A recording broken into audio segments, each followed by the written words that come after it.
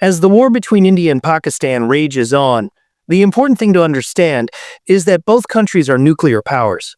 Both countries have almost the same nuclear arsenal. But India, which has a land, air, and naval arsenal, has a slight advantage. Since India and Pakistan are neighboring countries, a nuclear explosion in either country is harmful to both countries.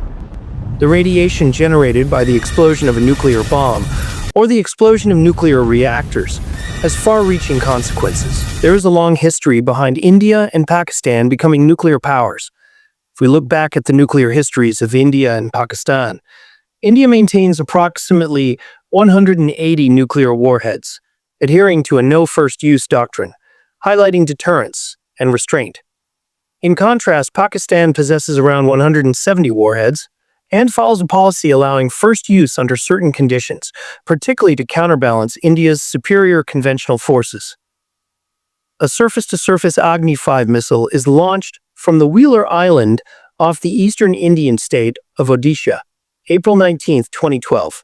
Pakistan's Prime Minister Shehbaz Sharif reportedly called a meeting of the National Command Authority, the apex body overseeing the nation's nuclear arsenal, on Saturday, a meeting which Pakistan Defense Minister Khawaja Asif has now claimed never happened.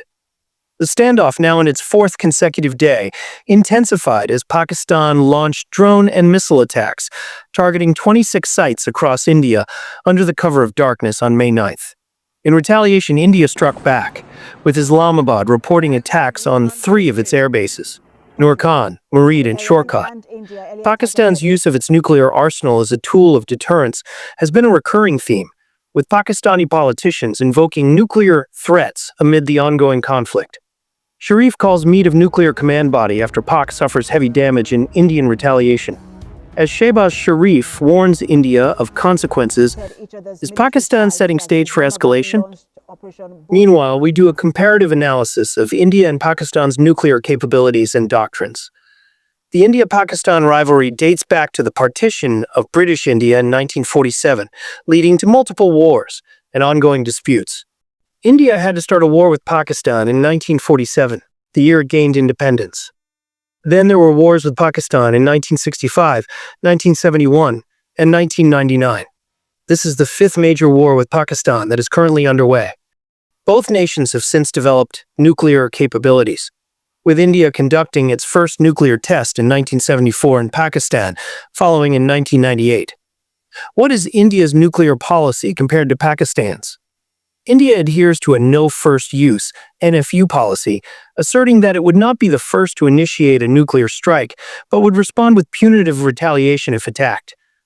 This doctrine puts an emphasis on credible minimum deterrence and aims to maintain a posture of restraint. India's nuclear command structure is under civilian control, with the Nuclear Command Authority overseeing strategic decisions. Why the Indian Navy is a force to reckon with, Pakistan, on the other hand, has not adopted an NFU policy.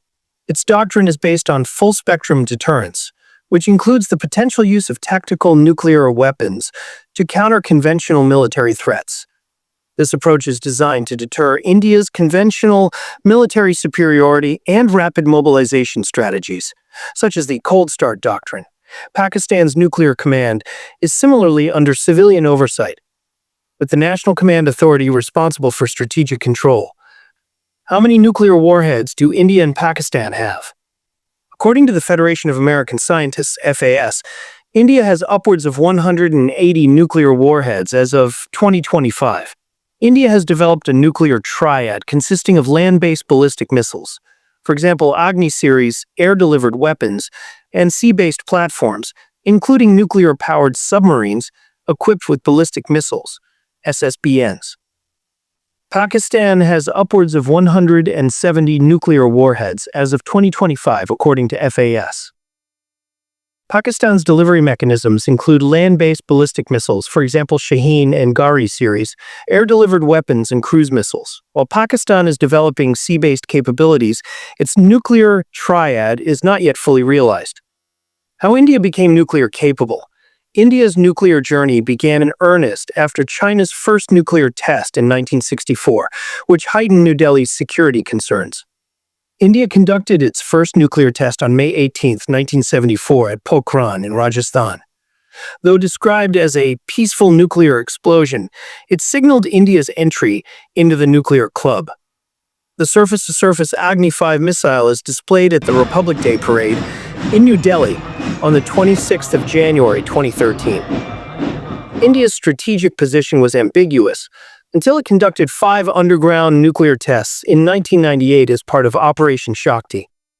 These tests demonstrated a range of nuclear capabilities, including thermonuclear devices.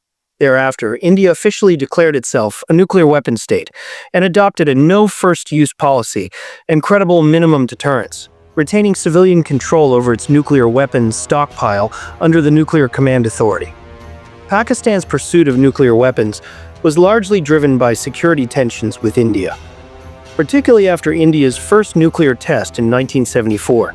Under the leadership of then Prime Minister Zulfikar Ali Bhutto, Pakistan accelerated its nuclear program and began covert efforts to acquire the technology and expertise needed for weapons development. Key figures such as Dr. Abdul Qadir Khan played a key role in bringing uranium enrichment technology to Pakistan. Despite global scrutiny and concerns about nuclear proliferation, Pakistan maintained a secret nuclear program for decades. On the 23rd of March 2005, Pakistani military trucks displayed the Gauri, a long-range nuclear-capable surface-to-surface ballistic missile, at the National Day Parade in Islamabad, Pakistan. On the 28th of May 1998, in response to India's Pokhran-2 tests, Pakistan conducted its own nuclear tests at the Chagai Hills in Balochistan, officially becoming the world's 7th nuclear power.